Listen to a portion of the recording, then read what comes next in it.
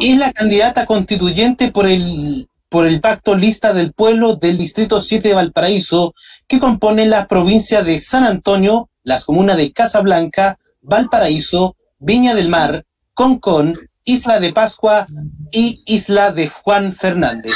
Damos la bienvenida a este espacio a la candidata Tania Madariaga Flores, que es la representante de la Lista del Pueblo en el Distrito 7 de la región de Valparaíso. ¿Qué tal? Muy buenas tardes y bienvenida. Hola Daniel, muchas gracias por la invitación. Espero que tengamos una conversación profunda sobre este momento tan importante para nuestro país. Bueno, primeramente, va a ponerse los audífonos ahora.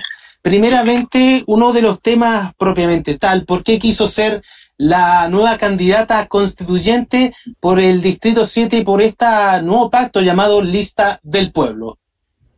Sí, bueno, es un momento muy importante para el país porque estamos en las puertas, ¿cierto?, de poder conversar sobre cuál es el futuro que queremos para nuestro país, para nuestras regiones, para los territorios, y no podemos estar al margen, tenemos que participar, y la candidatura que yo represento tiene su origen en una organización que se llama Territorios en Red, que lo que busca es visibilizar en el proceso constituyente el protagonismo que tienen que tener necesariamente los territorios, las comunas, para que tengamos un país distinto, con igualdad, con mayor equidad y desarrollo local, con protagonismo también de las comunidades y los habitantes de cada territorio del país.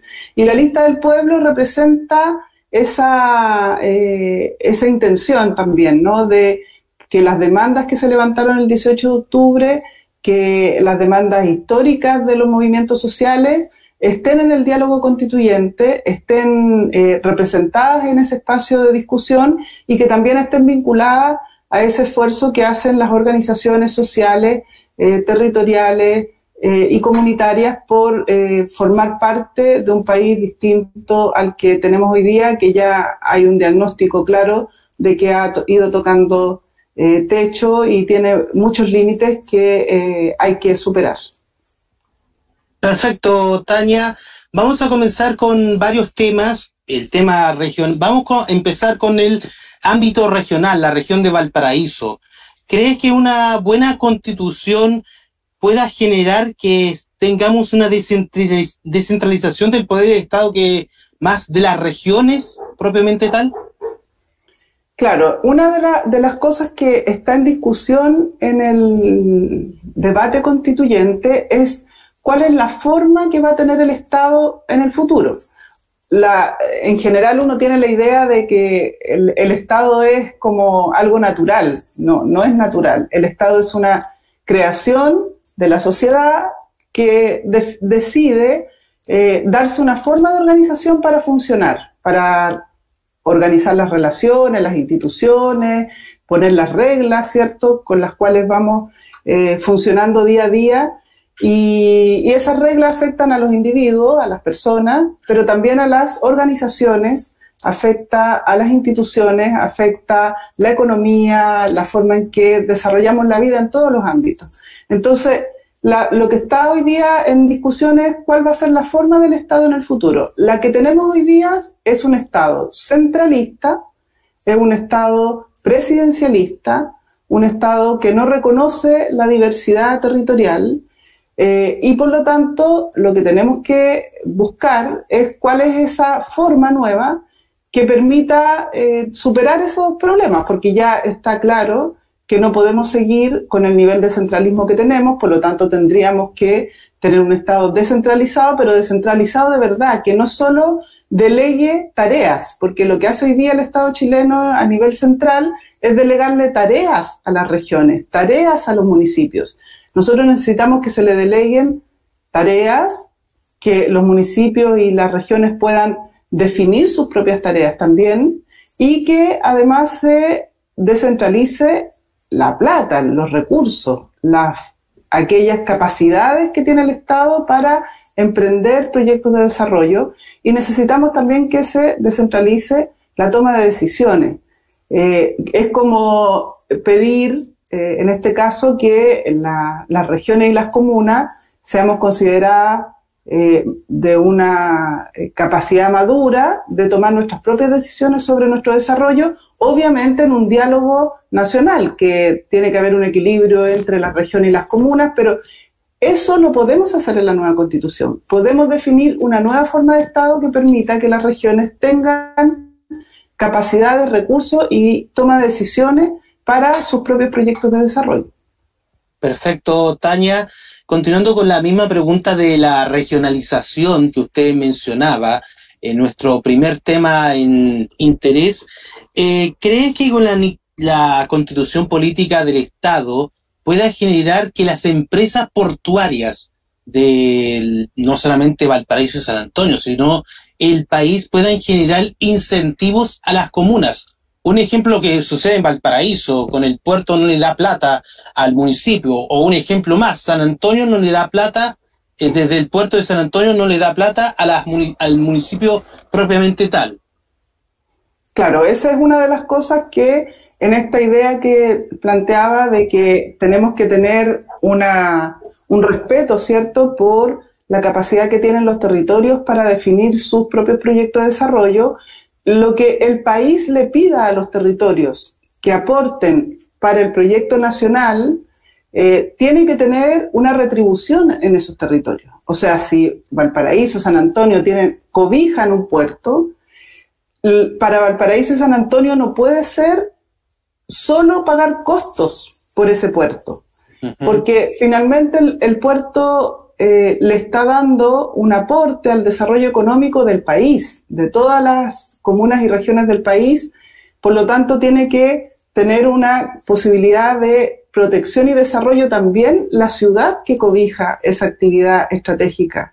Por lo tanto, es muy posible que en la nueva Constitución nosotros podamos establecer que en esa descentralización, la forma en que se recaudan los tributos tenga una retribución para los territorios que cobijan esas actividades económicas y que entonces no se base, porque hay un modelo de desarrollo aquí, una manera de pensar que finalmente lo que hace es pensar que los territorios se convierten en zonas de sacrificio. O sea, si quiero desarrollar el país, el territorio donde yo pongo esa actividad económica es sacrificado. Y esa es una lógica que tenemos que superar y que creo que estamos a tiempo y hay suficientes voces pidiendo que esa regla del juego económico cambie en esta nueva Constitución.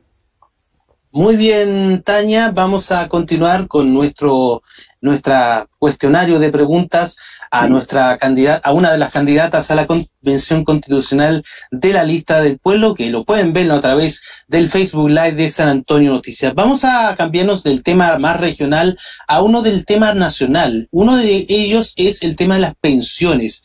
Y uno de los temas que ha demandado la mayoría de la población es las pobrísimas pensiones que llegan los chilenos cuando optan a la jubilación y no pueden ni siquiera comprar alimentos ni medicamentos para vivir mejor. ¿Cómo ve la actual situación del sistema de pensiones del país? ¿Y cree que con una buena constitución pueda tener pensiones dignas a la población? Claro, una de las demandas más fuertes que ha habido desde el 18 de octubre es justamente que podamos contar con garantías de derechos sociales, y uno de ellos en particular tiene que ver con el sistema de pensiones, que es una de las muestras del límite que tiene el modelo de desarrollo actual, ¿no? Que deja en un estado de abandono total a las generaciones mayores.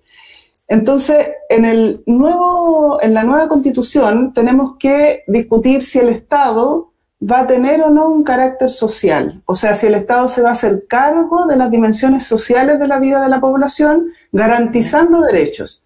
En este caso, el derecho a pensiones dignas, y eso implicará que obviamente se discuta luego cuál es el sistema de pensiones que garantiza eso, porque el actual claramente no lo hace. ¿Por qué no lo hace? Porque el Estado de Chile es un Estado que privilegia solo la competencia de mercado, o sea, solo privilegia aquellas actividades que generan lucro. Y si la actividad no genera lucro, es abandonada por el Estado.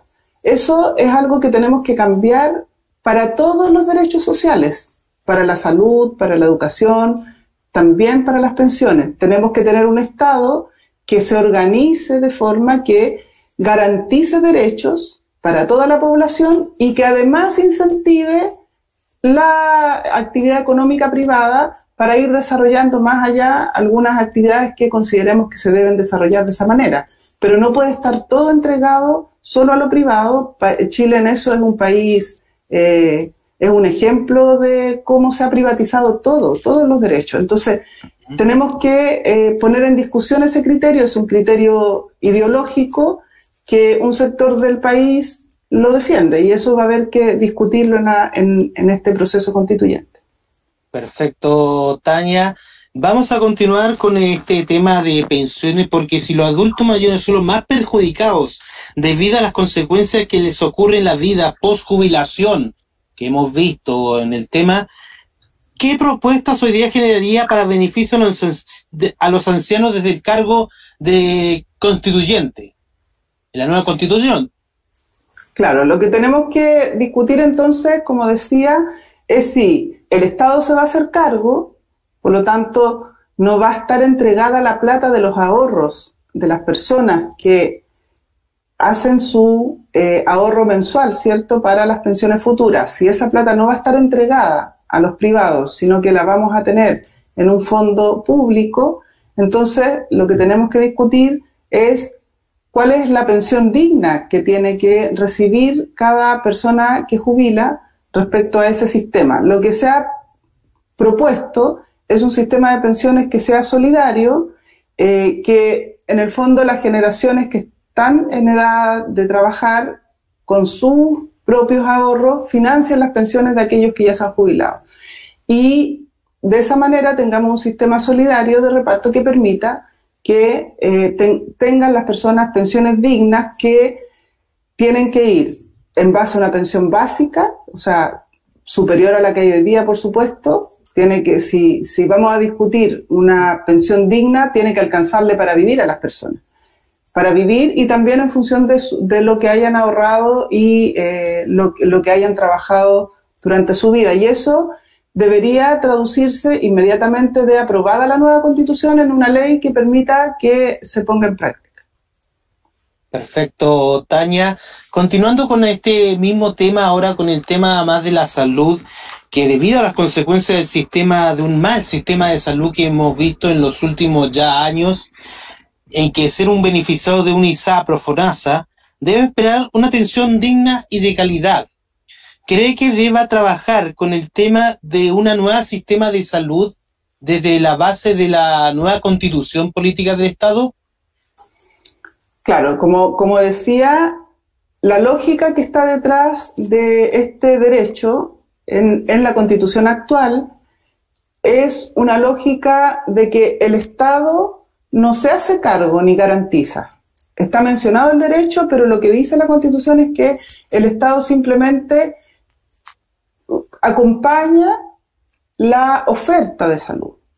Y claro, tiene una oferta pública que es como un mínimo que es el que recibimos en todas las comunas a través del sistema de atención primaria, que atiende a todas las personas que no logran entrar al sistema privado. Ahora, en comunas como las nuestras, es la mayoría de la gente la que depende de ese sistema público precario, con poco financiamiento, con pocas capacidades de atender a la población. Hoy día mismo que estamos viviendo esta crisis sanitaria, esto se ha extremado, porque es el sistema público a nivel local que tiene que generar las campañas de vacunación, que tiene que acompañar a las personas que están enfermas con el COVID, que tiene que hacer el seguimiento de casos, que tiene que testear.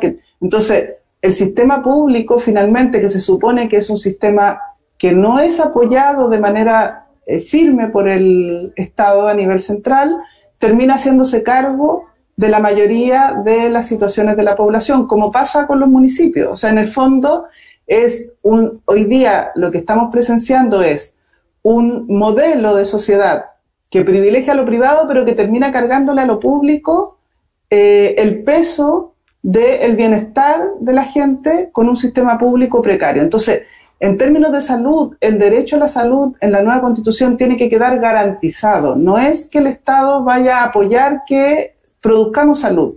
El Estado tiene que garantizar que produzcamos salud y que esa salud sea una salud a la cual todos y todas tengamos acceso. Perfecto, Tania. Ahora vamos a irnos a ámbito más de la ciudadanía y los temas sociales, y uno de ellos es el tema de la educación. Y en el ámbito de la nueva Constitución Política del Estado, ¿cómo se va a trabajar para que nuestro país pueda tener una educación gratuita y de calidad desde el inicio del proceso hasta la educación universitaria en la actualidad que vemos en nuestro país? Bueno, aquí se repite lo que comentaba, ¿no? Se repite simplemente porque la Constitución actual es una propuesta de desarrollo. Entonces, uno la puede ir mirando desde los distintos elementos que componen una Constitución. Entonces, el sistema educacional tiene el mismo problema que el sistema de salud. El sistema de salud está nombrado como un derecho, la salud en la Constitución, la educación también está nombrada como un derecho, pero no dice en ningún lado de la Constitución que esté garantizado. ¿Qué dice sobre educación? Que va a haber una oferta y que va a haber libertad de enseñanza. Por lo tanto, prolifera la educación privada y la educación pública termina en muy malas condiciones, haciéndose cargo de todos aquellos estudiantes que no logran tener acceso a la educación privada. Entonces, eso claramente lo que hace es privilegiar la educación privada. Entonces, lo que tenemos que tener es un sistema público garantizado, desde la edad parvularia hasta, por supuesto, universitaria y técnica, un sistema público garantizado y un sistema privado que tenga una oferta complementaria, que funcione y que se vaya desarrollando si es que tiene aportes públicos en función de objetivos estratégicos del proyecto de desarrollo que tenga o la comuna, la región o el país. Entonces, tenemos que entender que este país no es un país pobre. Eso es una cosa muy importante que la entendamos. Este no es un país pobre, es un país que tiene muy concentrada la riqueza. Entonces, para que podamos hacer estos ejercicios de igualdad, de democratizar el acceso a derechos, vamos a tener también que trabajar sobre cómo se distribuye la riqueza, porque si no, no vamos a tener cómo financiar estos derechos que tenemos que garantizar. Tania, vamos a ver una pregunta que nos dice alguien del chat, de los comentarios, que nos dice: el problema de fondo es que la derecha quiere seguir con esta constitución, minimizar el Estado y entregar todo al mercado, cosa que ellos manejan bien. Le puedo preguntarle, ¿de qué manera se puede quebrar esta forma de gobernar que está actualmente? Nos dice el señor Humberto Aranacea, que agradecemos que nos pueda escribir esta pregunta. Su respuesta. Sí, muchas gracias. Claro, por supuesto, porque la derecha tiene una forma de pensar, una forma de ver el mundo, una forma de una ideología, una manera, una idea de cómo tiene que funcionar la sociedad. Esto que yo decía al principio, ¿no? El Estado no es que sea así por naturaleza, es algo que es una propuesta. Este Estado, el Estado que tenemos en Chile, es una propuesta de Estado. Y es la que se ha desarrollado, que es una propuesta que además se impuso en dictadura, no es una propuesta que se haya desarrollado de manera democrática. Es una propuesta de sociedad que se impone con una dictadura y que hoy día estamos intentando cambiar esa propuesta. Entonces, la derecha no va a dejar de pensar que este es el tipo de sociedad que ella más le parece conveniente. Por supuesto que no lo va a dejar de pensar porque la derecha tiene privilegios, o mucha gente de la derecha tiene muchos privilegios. Y por lo tanto, cuando alguien tiene privilegios, difícilmente tiene la generosidad de pensar que hay que distribuir de otra manera esos privilegios. Pero justamente lo interesante del proceso constituyente es que no se trata de preguntarle a la derecha. porque la derecha hoy día tiene el gobierno, ¿cierto? Pero no tiene todavía asegurada la Convención Constitucional. Tenemos que tener una mayoría en la Convención Constitucional que queramos ir avanzando hacia este proyecto de sociedad más democrático, más justo, con más derechos, y eso está todavía por jugarse en la elección y por supuesto en el proceso, porque yo he dicho que no basta con que elijamos constituyentes que estén de acuerdo con empujar las demandas de las mayorías.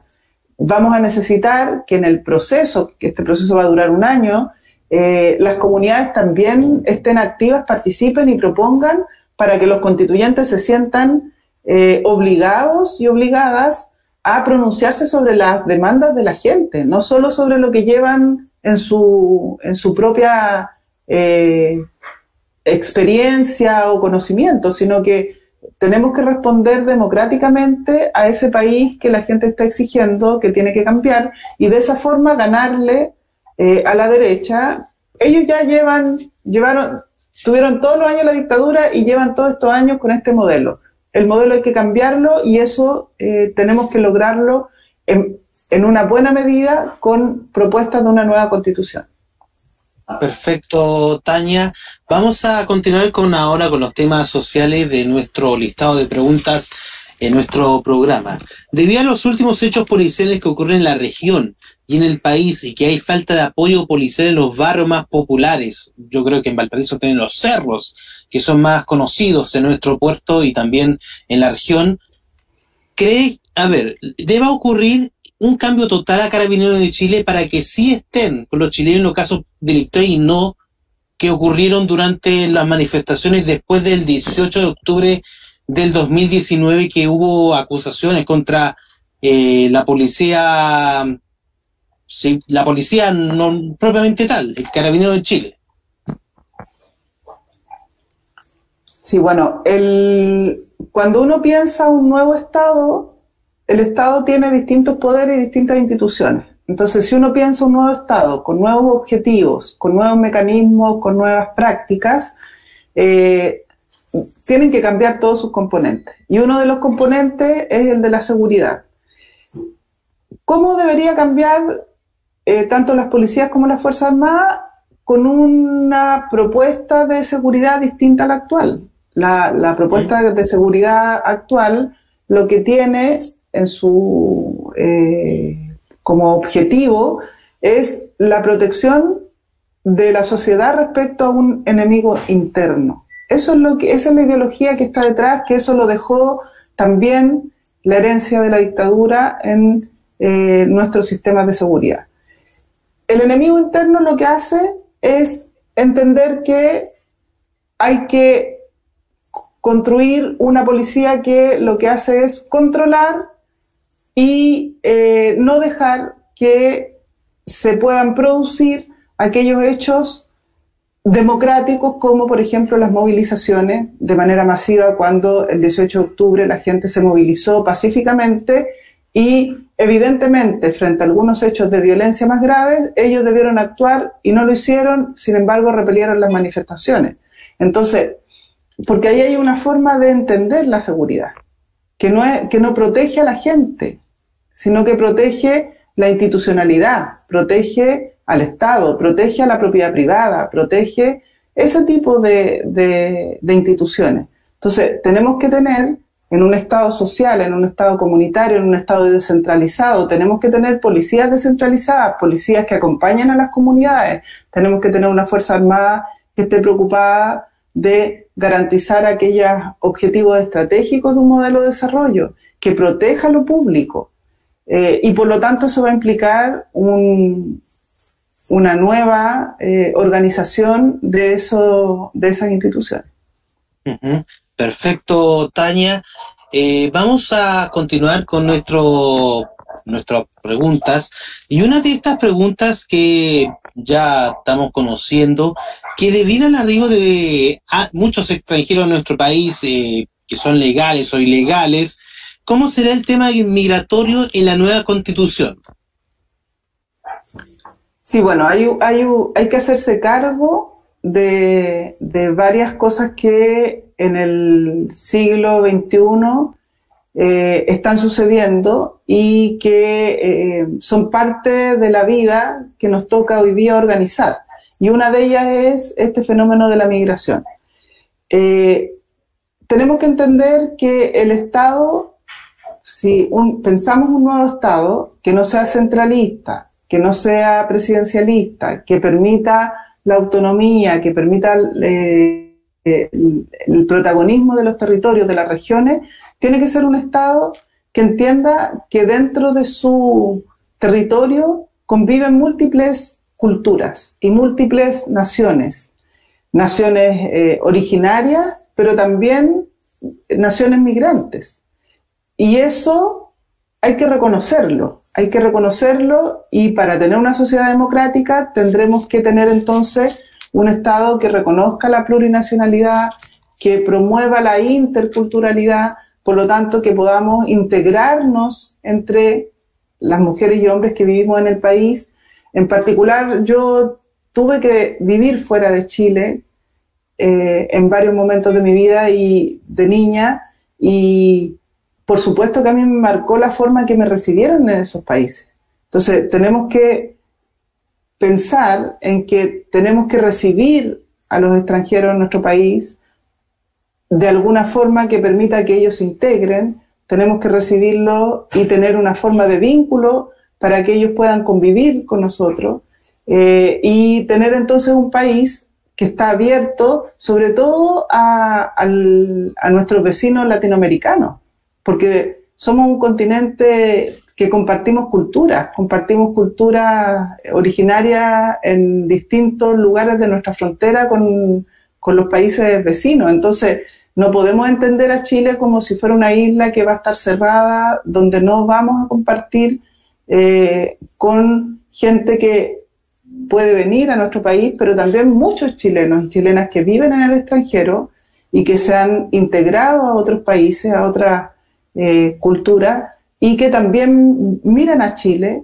como un país que lo quieren sentir abierto al mundo, así como los chilenos también han salido al mundo a integrarse a este mundo que ahora además está globalizado. Es muy difícil que podamos pensar o que alguien quiera proponer que no exista la migración. Eso a esta altura es imposible y por lo tanto lo que tenemos que hacer es ver cómo vamos a convivir con ella de manera democrática, integradora, sobre todo pensando que tenemos problemas de integración no solo porque con las poblaciones migrantes, sino que tenemos problemas de integración entre nuestras propias culturas nacionales o multinacionales que tenemos en nuestro país, y eso lo vamos a tener que superar, y es un cambio complejo que tenemos que hacer, pero que tenemos que partir desde esta nueva discusión constituyente.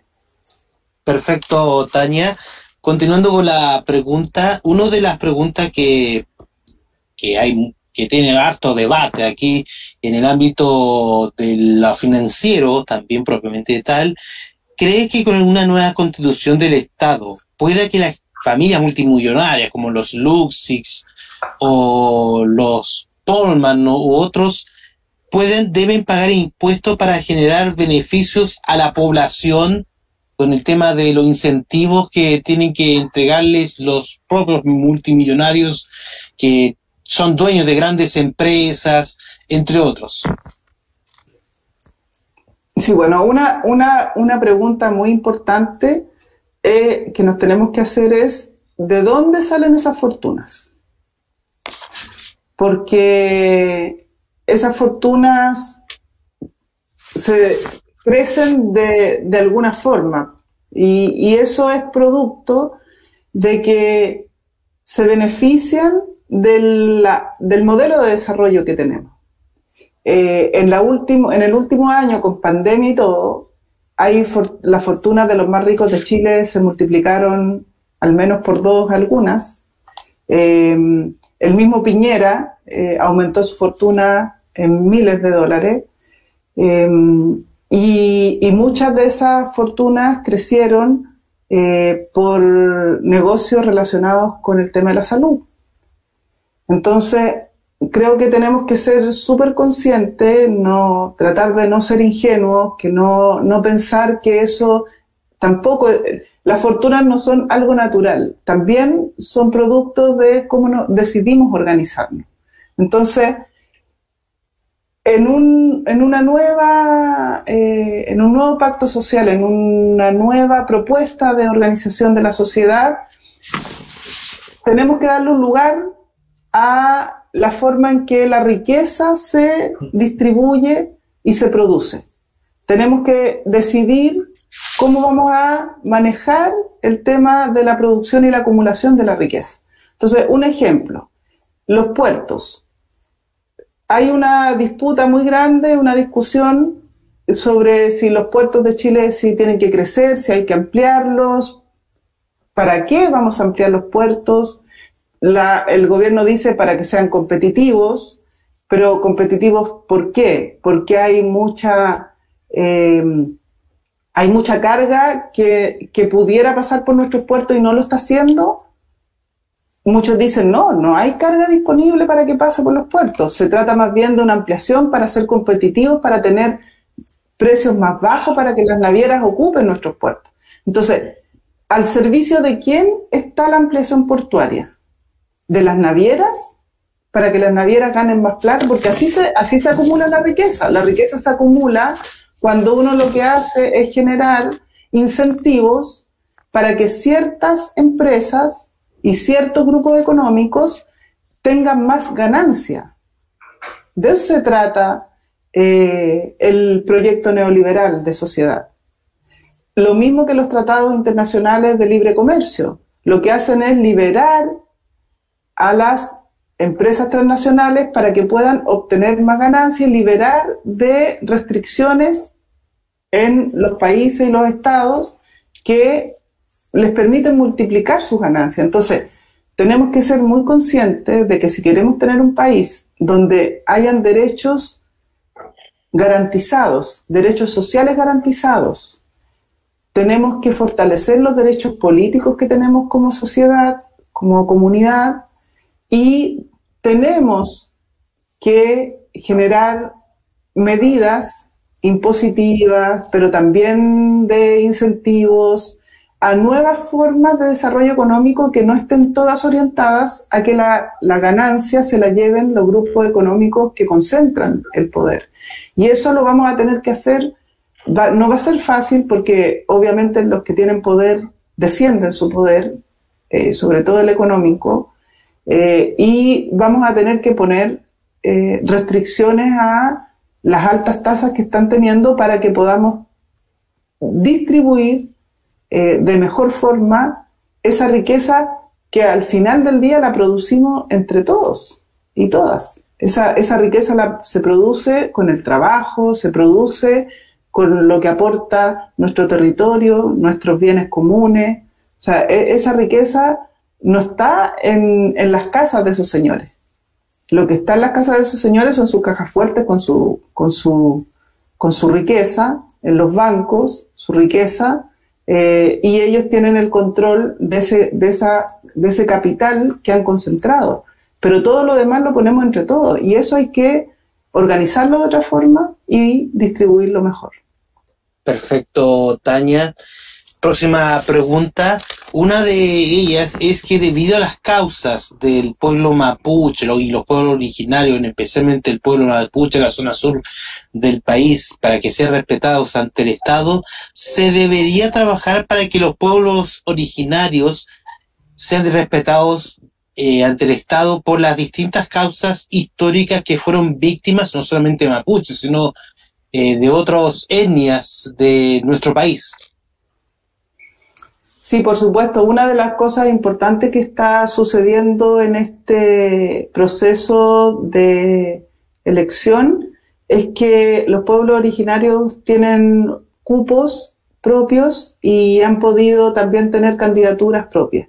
De hecho, en nuestro distrito, uno de los cupos del distrito se fue a esa elección, que es para que pueda incorporar la convención un representante de los pueblos originarios o una representante, Y eso, no sé si lo conocen, pero va a tener una de las expresiones que el día que vayamos a votar, nos van a pasar 4 votos, el de concejales, el de alcaldes, gobernadores y constituyentes.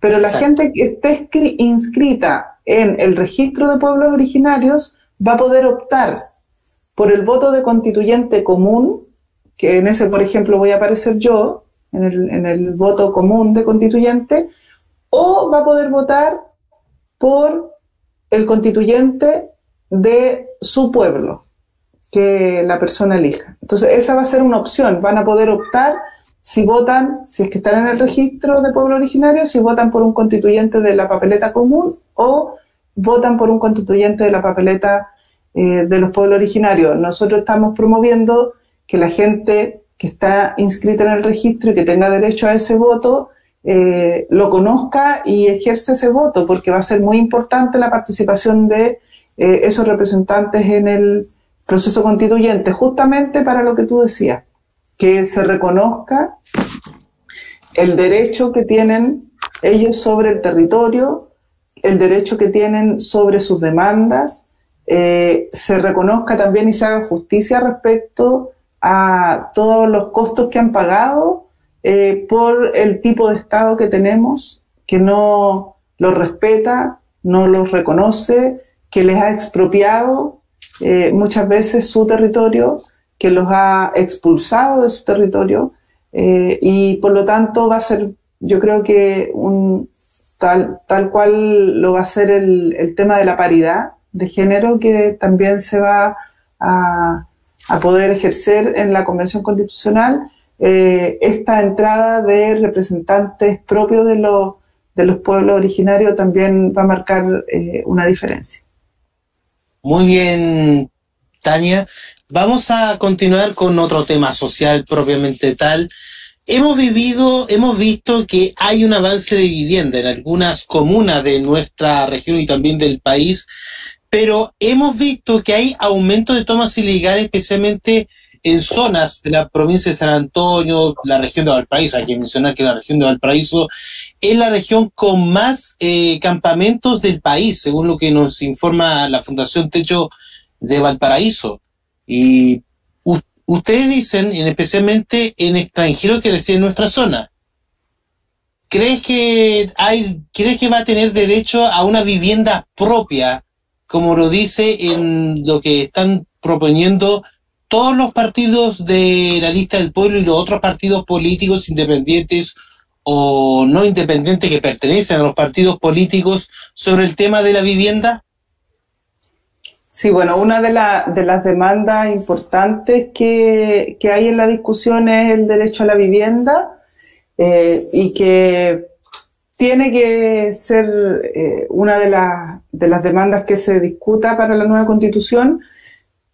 Como tú dices, en general todos los candidatos y candidatas están diciendo sí, claro, la vivienda tiene que ser un derecho en la nueva Constitución y tiene que estar garantizado. La pregunta va a ser ¿cuál es la manera en que queda asegurado ese derecho en la nueva Constitución?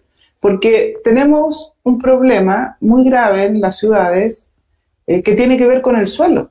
El suelo urbano está concentrado, la propiedad del suelo urbano está concentrada en pocas manos. Es porque el modelo es así, el modelo de desarrollo funciona de esa forma, la riqueza de las fortunas más grandes del mundo se concentran cada vez más, entonces el suelo, la propiedad del suelo se concentra cada vez más en pocas manos, y así funciona todo en este modelo, en esta manera de organizar. Entonces tenemos que resolver el problema del suelo urbano. No puede ser que hayan personas que tengan hectáreas y hectáreas de suelo urbano en sus manos, que especulen con esos suelos, que lo tengan abandonado, que además no lo gestionen, que justamente en esos territorios es donde se producen los incendios que terminan afectando a las zonas urbanas, porque no tienen ninguna responsabilidad esos dueños sobre esas propiedades. Entonces, eso tenemos que cambiarlo. Tenemos que cambiar también la idea de que solo las empresas producen vivienda, las empresas inmobiliarias. Eso no es así. Todas las familias producen vivienda, sobre todo en comunas como las nuestras, donde hay mucha experiencia en autoconstrucción. El Estado también puede producir vivienda y de hecho en el pasado lo hacía, apoyaba, que era otra manera de hacerlo. Una era que el Estado lo hiciera y otra era que lo hicieran grupos cooperativos de trabajadores, de empresas incluso. Pero entonces lo que tenemos que hacer es salir de esa idea de que existe solo una manera de hacer casas, que es la que tiene en su poder la Cámara Chilena de la Construcción con las empresas inmobiliarias, que lo que hacen es, tienen un terreno, ellos mismos generan el proyecto, ellos mismos se quedan con el subsidio, ellos mismos piden el préstamo al banco y se quedan con la ganancia. Esa modalidad de construcción de vivienda es una posible y no puede ser la única.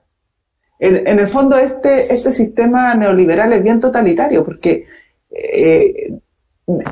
crea la imagen de que hay libertad, pero en el fondo las reglas del juego terminan concentrando el poder, concentrando la riqueza y generando posibilidades para que solo una estrategia de solución avance, que en este caso es la estrategia privada de especular con el suelo y construir viviendas y venderlas a precios carísimos a través de los bancos.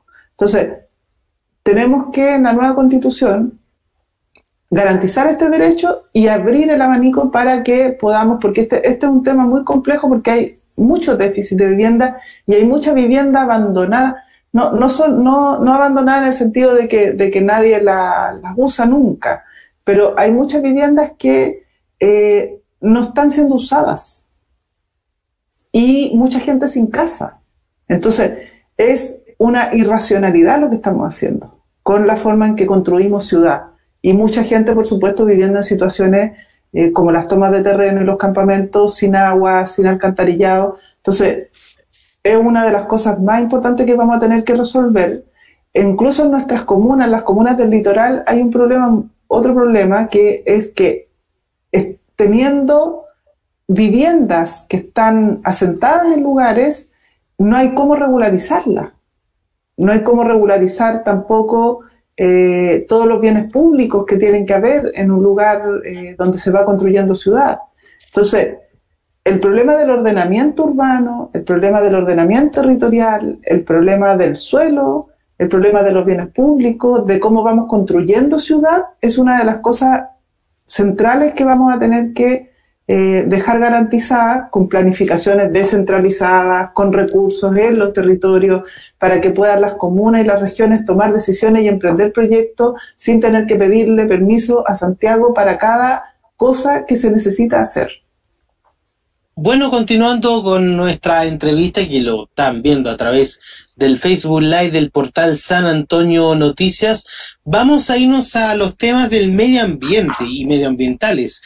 Porque debido a la mayoría de las causas medioambientales que hemos visto, lo que está ocurriendo en Quintero desde hace mucho tiempo, y la contaminación y el robo de agua que está ocurriendo en la zona norte de la región de Valparaíso, especialmente en zonas como Putaendo, propiamente tal, ¿cómo se trabajará para que la Constitución pueda perjudicar a quienes generan contaminación hacia una comunidad? Sí, claro. Una de las demandas importantes también de los movimientos sociales ha sido la demanda ambiental. Y es una demanda bien importante porque es un cambio de paradigma. Es pensar la relación de el ser humano, de los hombres y mujeres, con la naturaleza. O sea, ¿qué es la naturaleza para nosotros? ¿Es un recurso simplemente? ¿O es parte del ecosistema que compartimos en este planeta? Y entonces, ¿cómo nos relacionamos con ese ecosistema? ¿Cómo convivimos con él? Esa pregunta las nuevas generaciones se la están haciendo y la están respondiendo de una manera bien concreta, que es que tenemos que respetar la naturaleza, tenemos que protegerla, tenemos que cuidarla, tenemos que formamos parte de la naturaleza.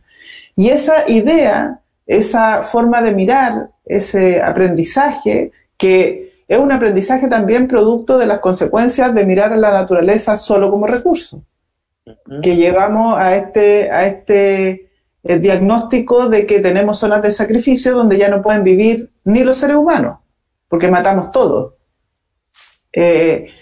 Y todas las consecuencias del cambio climático, o sea, la conciencia ambiental que tienen las nuevas generaciones, hay algo de lo que nos vamos a tener que hacer cargo en la discusión y afecta la forma en que Chile ha estado pensando su economía, porque Chile ha estado pensando su economía como una economía que extrae de la naturaleza de una forma voraz todo lo que puede, y genera esta consecuencia en la zona de sacrificio. Entonces, no produce tecnología, no invertimos en conocimiento, no desarrollamos capacidades de darle valor agregado a ningún producto, no nos ponemos límite cuando generamos algún proceso de desarrollo económico con algún elemento de la naturaleza, secamos los ríos. O sea, lo que pasa en el río Maipo pasa desde la cordillera hasta la desembocadura. Y hay robo de agua entre medio, los ecosistemas, el de la desembocadura está muriendo, porque ya no llega agua. Y ahí hay comunidades que tenían una práctica, una economía, una forma de vida, y obviamente hay también flora, fauna, ¿qué va a pasar? Entonces, no podemos seguir haciendo eso en cada lugar donde hay una empresa que quiere emprender un negocio. Tenemos que ordenar el territorio para que sea sostenible para el futuro. Perfecto, Tania. Continuando con este tema medioambiental, y una de las preguntas es, ¿cuáles serán las medidas que puede realizar para que estas empresas puedan trabajar para que estos hechos graves del medio ambiente, como contaminación, robo de agua, entre otros, no se puedan repetir y que las mismas entreguen compensaciones hacia la comunidad? Claro, una cosa es que seamos capaces de que en la nueva Constitución, por ejemplo, la naturaleza sea sujeto de derecho. Yo creo que eso, y el territorio sea sujeto de derecho. Por lo tanto, hay tres, uno podría organizar los derechos en tres tipos. Los derechos políticos, que tiene que ver con la democracia, con el derecho a participar.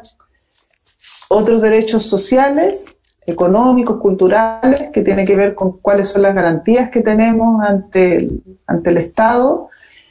Y los derechos colectivos o derechos comunes, que tienen que ver con aquellos derechos que no son del individuo, de cada uno de nosotros y nosotras, sino que tiene que ver con aquellos derechos que son de los colectivos y de aquellos elementos de la sociedad que compartimos. Entonces, por ejemplo, las calles, o sea, ¿se puede privatizar una calle? ¿Se puede concesionar una carretera? ¿Eso es correcto? ¿Que un privado explote nuestra necesidad de movilidad? ¿Eso es correcto? Entonces vamos a tener que pronunciarnos en la nueva Constitución sobre esos bienes comunes. El agua es un bien común. El agua no debería ser privatizada, y tenemos que lograr que en la nueva Constitución se entienda eso, que en la nueva Constitución se defienda eso, y que ojalá tengamos mayoría para poder proteger a nuestros territorios y su ecosistema, y que en la eventualidad de que se produzca algún proceso que dañe la vida de un territorio, también esos privados tengan que pagar los costos de esa acción. Eso no debe ocurrir y no lo debemos permitir, y la nueva Constitución tiene que garantizar eso. Perfecto, Tania, ya estamos ya finalizando nuestro programa, ya agradecerle que usted acepte la invitación en esta hora que hacemos todos los días, no solamente para esta ruta constituyente, sino también al rumbo de las municipales que ya se nos vienen en el mes de mayo. ¿Y qué te ha parecido a ti este aplazamiento de las elecciones que ya se aprobó? Ya no va a ser el próximo sábado y el domingo, sino el próximo mes. Sí, bueno, la verdad es que es muy complicado porque estamos en una encrucijada, porque el motivo del aplazamiento tiene que ver con el mal manejo de la pandemia, y justamente se aplaza la posibilidad que tenemos de tener nuevas autoridades que hagan las cosas de otra manera.